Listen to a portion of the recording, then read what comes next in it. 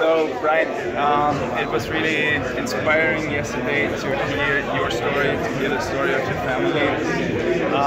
You and your family have achieved so much, living such an extraordinary life. And at the same time, you were facing this like very serious challenge at some point in your life, where you basically lost a lot.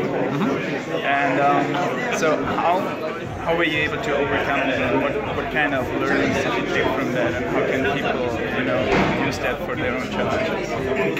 Now, yeah, in what he's referring to, we actually lost everything financially about 10 years ago in the real estate boom in San Diego. And we were put in a spot right then to where we are already working in the online world, and for like 3 years. And we made a decision on either going back, getting our corporate jobs. I used to be an engineer, my wife was a pharmaceutical executive, so we both made 6 figures back then. Or do we really ride this internet wave? I mean, it's not going anywhere. And so not only did we decide to move forward, but we took a leap of faith and said, let's go travel the world. This is what we want to do. I'm a surfer. I want to surf the world's best waves. So instead of doing the sensible thing of going back and, safe and rebuilding, we're like, let's go travel the world. And so for us, it was one of those big things of really listening to your gut and setting up, finishing what you really wanted to complete. And it was to have this little girl. If you look around, this is my little daughter, and she's 11 years old. She spoke on stage just yesterday, right? This is her fashion line. So we made a decision to not put our daughter in daycare before she was born. And it was from that decision that has led to her being a keynote speaker yesterday. Now, and I'm sharing this because it's like, this is maybe an extreme thing, but the fact that we did what we were saying, we're not going to go put her in daycare, we're going to now travel the world. Now she's inspired. We were able to give her the flexibility of doing what she wants, right? And let her be creative. She's a fashion designer. She's an artist. And now I got to witness her first keynote speaking at 11 years old. She spoke life into these people. It was like one of the most surreal moments. And I never even thought about I was going to answer this way. This was like just kind of this crazy thing, but this is what happens when you actually follow your dreams. And what I mean by that, we lost everything, right?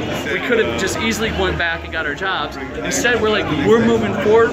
We promised our girl this, and now we're traveling all around the world, speaking in London. First keynote speaker for my daughter.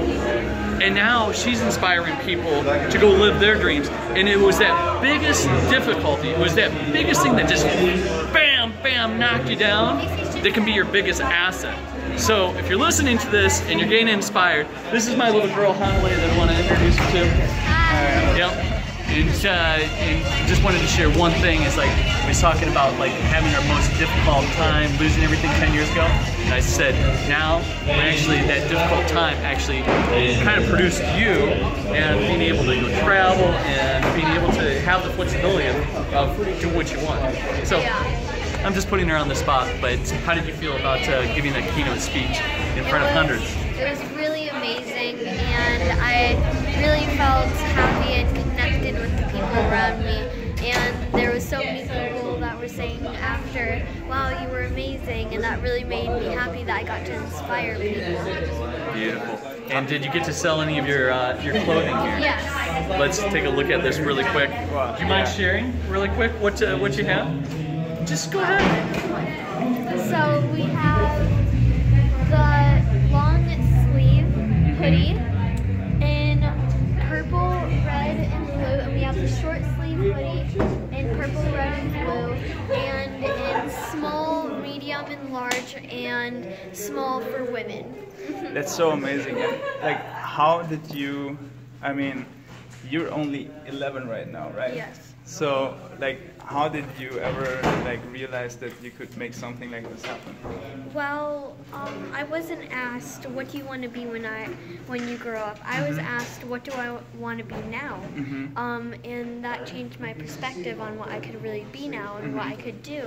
And I always loved art, and when I would draw characters and I would draw them outfits and everything. And when I found out fashion, me imagining that I can draw something and someone can wear it made my dreams come true. Wonderful. So inspiring. So inspiring. Thanks, both of you. Thank you very much, and I'm getting the video on top of that. So hey, if you got inspired by it, that's the one big thing. When you get punched down and knocked down, use it as one of your biggest assets, man. Thank you so much, Brian. You got it.